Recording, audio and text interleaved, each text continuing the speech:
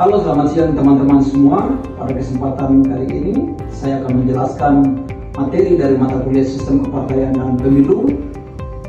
Nah teman-teman, jadi pertama sistem.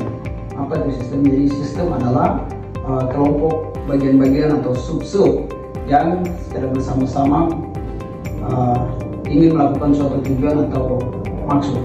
Jadi apabila salah satu sistemnya itu rusak, maka suatu tujuan yang ingin dicapai daripada sistem itu sendiri akan terhambat atau terganggu apabila salah satu sistemnya rusak.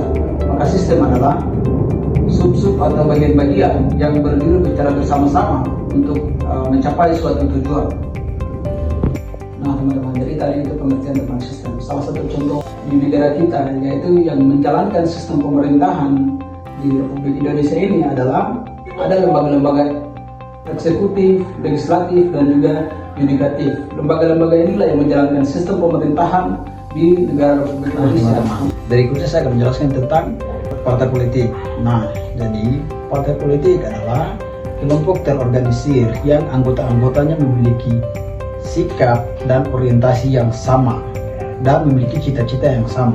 Nah, itu adalah partai politik. Nah, tujuan daripada partai politik itu sendiri, tujuannya adalah untuk memperoleh kekuasaan politik dan merebut atau juga memperoleh kedudukan di dalam politik itu sendiri. Nah, jadi seperti yang kita tahu, legislatif atau DPR mereka memperoleh kekuasaan politik melalui partai politik. Nah, begitu teman-teman.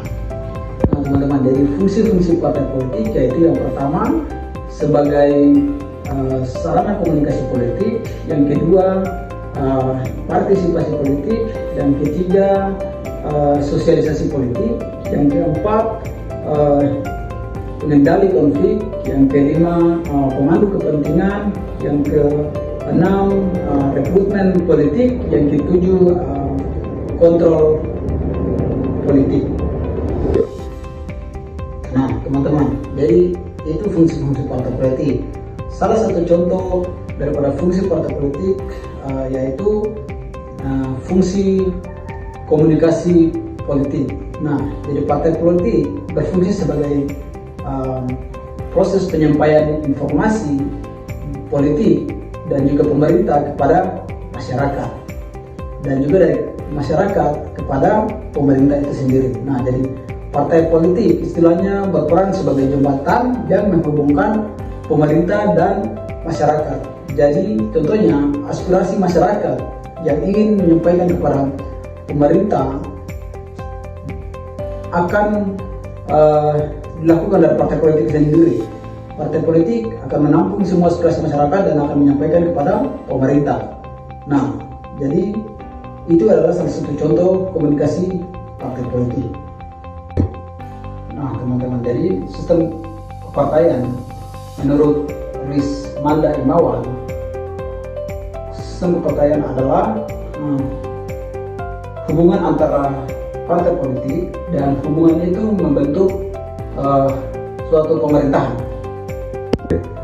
Nah teman-teman, jadi sistem kepartaian, kehadiran partai politik atau parpol dalam kehidupan politik yang demokratis merupakan keharusan secara ideal untuk mengaktifkan dan juga memobilisasi masyarakat.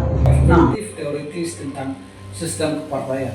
Nah, di sini ada Ramlan Supakti menjelaskan bahwa sistem kepartaian sebagai pola interaksi antara partai politik dalam konteks kompetensi dan kerjasama politik dalam suatu negara.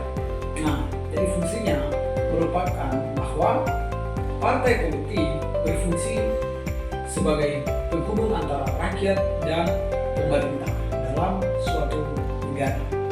Oke teman-teman, saya akan menjelaskan tentang pemilu atau pemilihan umum di Indonesia. Nah teman-teman, jadi pemilihan umum di Indonesia merupakan proses demokratis yang diadakan untuk memilih pemimpin dan wakil rakyat.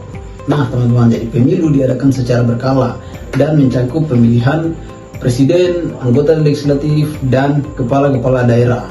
Nah teman-teman, jadi tujuan daripada pemilu ini adalah satu, mewujudkan kedaulatan rakyat. Nah, kedaulatan rakyat artinya memberikan kesempatan kepada rakyat untuk menentukan pilihan mereka dalam memilih pemimpin mereka untuk memimpin pemerintahan.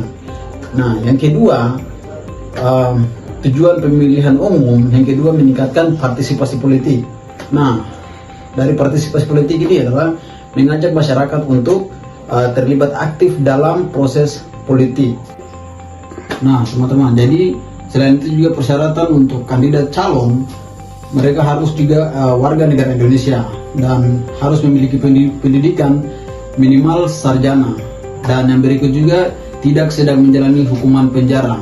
Nah, teman-teman, selain itu bagi para kandidat calon, mereka juga harus didukung dari partai-partai politik untuk menjadi calon-calon untuk bersaing dalam pemilihan umum tersebut. Nah, teman-teman, terakhir kesimpulan daripada pemilu yaitu pemilu di Indonesia merupakan bagian penting dari sistem demokrasi yang bertujuan untuk memastikan partisipasi rakyat dalam pemerintahan dengan memenuhi berbagai persyaratan baik bagi pemilih maupun kandidat. Diharapkan pemilu dapat berjalan secara adil dan transparan, menciptakan pemimpin yang berkualitas dan akuntabel. Baik teman-teman, demikian penjelasan materi dari saya, sekiranya dapat membantu kita semua untuk memahami tentang sistem kepartaian dan pemilu di Indonesia.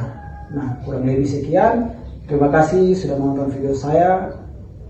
Sampai jumpa.